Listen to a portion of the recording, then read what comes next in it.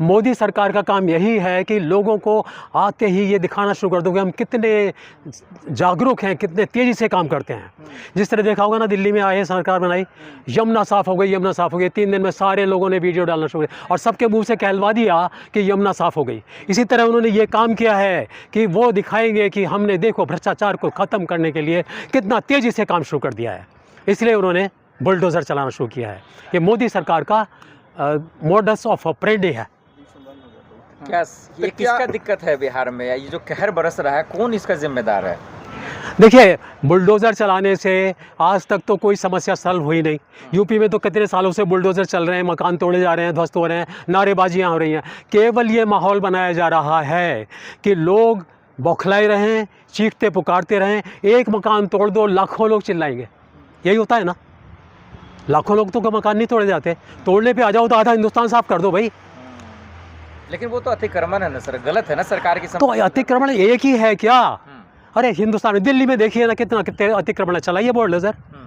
यहाँ की सफाई की जरूरत नहीं है क्या? ईमानदार पार्टी है, वो नहीं अगर मगर दिखती है तो यहाँ दिल्ली में तो ट्रिपल इंजन की सरकार है भाई। यहाँ पर तो और भी दम दिखलाओ, सारा अतिक्रमण साफ कर दो। मैं तो चाहता हूँ, आपको पुकार रहा हूँ, आइए अतिक्रमण से हटाइए। बुलडोजर खिलाफ है आप? मैं खिलाफ नहीं हूँ, मैं अतिक्रमण हटाने के लिए बोल रहा हूँ आपको।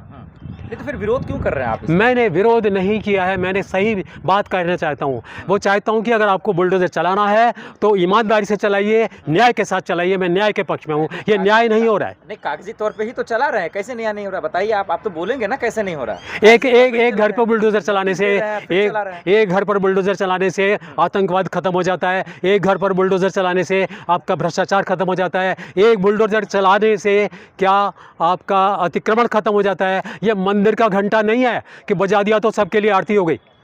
बिहार की जनता कह रही है 10,000 का बदला लिया जा रहा है, आपको क्या लगता है?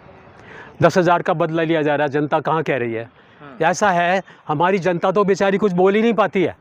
अगर वो बोल पाती तो ये भी तो खुलकर बोलते हैं कि अगर हम गलत करते होते, अगर हमने 10,000 गलत दिए होते, हमने कोई भी काम गलत किया होता तो हमें जनता ने जीता अगर क्यों भेज दिया इतने बहुमत से। तो जीतना ही केवल एक कसौटी है आज। दलितों पे बुलडोजर चल रहा है लेकिन चिराग पासवान चुप है, कैसे देख रहे हैं आप? चिराग पासवान तो बिक चुके हैं, दब चुके हैं। अब वो एक मदारी के बंदर बन चुके हैं, जो उनको वो बोलेगा वही काम उनको करना होगा। अब वो चिराग पासवान क्या, तब पहले तो रामविलास पासवान भी कुछ नहीं बोले, तब चिराग पासवान क्या बोलेंगे? आपको क्या लगता है चिराग पासवान क्यों चुप होंगे? क्या कोई दबाव है? भाई उनका खानदानी तरीका है कि कुछ ना कुछ हमें मिलते रहना चाहिए, फिर उनसे कुछ भी करा लो। उनका जो मनचाहा मिल रहा है वो चुप रहेंगे, जिस दिन नहीं मिलेगा बोलना शुरू कर देंगे। बोलते हैं ना, पिछले दिनों देखा ना, मैं सारे बिहार में सीट पर खड़े कर दूंगा, मैं ये कर दूंगा। तो जब उनकी मन मर्जी मिल जाएगा तो वो चुप रहेंगे।